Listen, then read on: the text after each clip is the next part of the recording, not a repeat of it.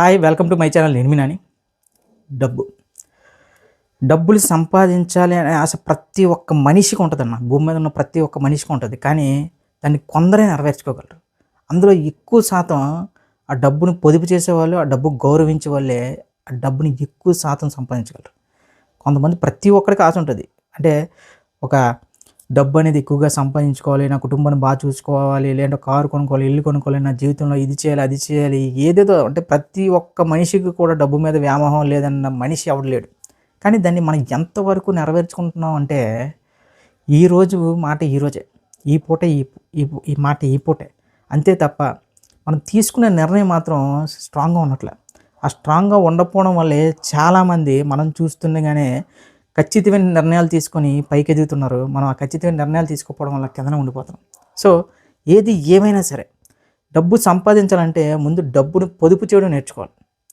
అంటే నేను అసలు సంపాదించట్లేదు, లేదంటే నాకు వచ్చేది కొద్దిపాటిదే, ఈ కొద్దిపాటి దాంట్లో నేనేమి పొదుపు చేయగలను, నాకు పొదుపు చేయడానికి అసలు డబ్బులే ఉండట్లేదు అంటే అది ఖచ్చితంగా పచ్చి అబద్ధం.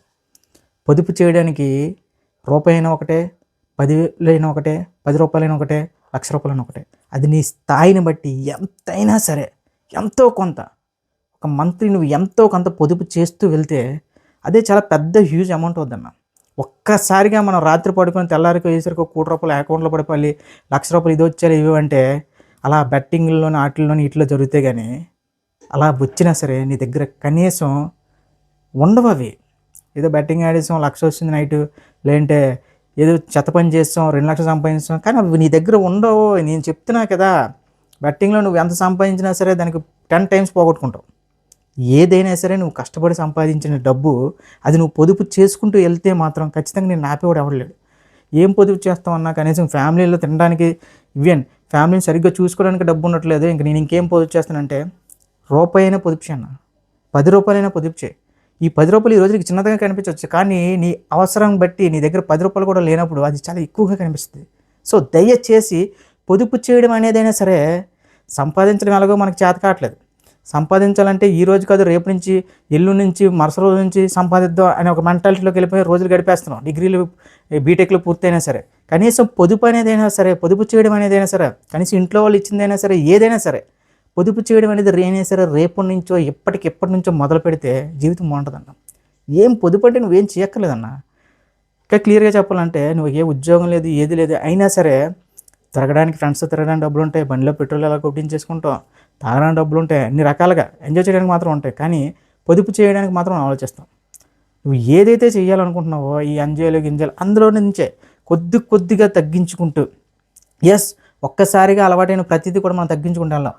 తాగుడు అలవాటైన వెంటనే తాగుడు మానేయాలనుకోండి, అవ్వదు కూడా. అది సిగరెట్ అయినా సరే వెంటనే మానేయాలంటే అది అవ్వదు. అది కొద్దిగా ఇంక్రీజ్ చేసుకుంటూ వస్తేనే నువ్వు పొదుపు అనేది చేయగలవు. అదేవిధంగా నా దగ్గర పలానంత అమౌంట్ ఉంది, ఏం చేయాలి, ఇలాంటివన్నీ కూడా ఇప్పుడు ఇన్వెస్ట్మెంట్లు అనేవి నువ్వు ఇంటర్నెట్లో దొరకంది లేదు. అలానే చెప్పి చేతులు కాల్చుకునే మరి ఎక్కువ రేట్లకు ఆశపడి, ఎక్కువ వడ్డీలకు ఆశపడి ఇష్టానుసారంగా ఇన్వెస్ట్ చేద్దానంటే మాత్రం దానికి ఎవడు గ్యారంటీ ఇవ్వలేడు. మినిమంలో మినిమం ఏవో ఒకటి సెక్యూరిటీస్ అని, ఎస్ఐపి అని ఏదో ఒకటి చేసుకుంటే ఎంతో కొంత అది సంపాదించే వాళ్ళ కోసం చెప్తున్నాను. ఏ సంపాదన లేని వాళ్ళు మాత్రం ఖచ్చితంగా చెప్తున్నా మీరు కూడా పొదుపు చేయొచ్చు. మీ అలవాట్లు తగ్గించుకుంటే ఎలానన్నా, ఉద్యోగం వచ్చే వరకు నాకు ఈ అలవాట్లు నేను తగ్గించుకుంటాను, ఉద్యోగం వచ్చిన తర్వాత విషయం. ఉద్యోగం లేదు, సో ఇప్పుడు ఫ్రెండ్స్తో కొద్దిగా తగ్గించడం అంటే నేను ఫ్రెండ్స్ వదిలేమని ఎక్కడే చెప్పట్లేదు, ఉండాలి. కానీ ఒక 10 మంది ఫ్రెండ్స్ ఉంటాం అన్న, అందరూ ఆర్థిక పరిస్థితి ఒక్కొక్క విధంగా ఉంటుంది. ఒకరి దగ్గర బాగా డబ్బులు ఉండొచ్చు వాళ్ళ ఫ్యామిలీలో, ఒకరి దగ్గర అసలు డబ్బులు ఉండకపోవచ్చు, ఒకరి దగ్గర డబ్బులు ఉన్నా సరే తీయకపోవచ్చు. సో ఇలాంటి సిచ్యువేషన్లో ఒకడు ఎవడైనా సరే బయటికి వెళ్దామని లేదో ఏదో చెప్తాడు, అప్పుడు ఓపెన్ అవ్వండి. అరే నా దగ్గర డబ్బులు లేవురా, ప్లీజ్ నేను రాలేనురా. అలా కాకుండా గొప్పలకి పోయి నేను కూడా వస్తాను, ఎక్కడికి వెళ్దాం పదండి అని చెప్పేసి వాళ్ళకి మాట ఇచ్చేసి ఆ మాట నిలబెట్టే కోసం నువ్వు అప్పులు చేసి తీసుకొచ్చి మళ్ళీ ఆ అప్పులు తీర్చడానికి మళ్ళీ వడ్డీలు కట్టి ఇలాంటివి ఏవి కూడా లైఫ్లో పెట్టుకోవద్దు. ఇలాంటివి పెట్టుకుంటూ నువ్వు లైఫ్లో ఎన్ని లక్షల కోట్లు సంపాదించినా సరే దేనికి పనికిరావు. సో చెప్పేది ఏంటంటే క్లియర్గా చెప్తున్నా, పొదుపు అనేదైనా సరే ఈ రోజు నుంచైనా స్టార్ట్ చేయండి.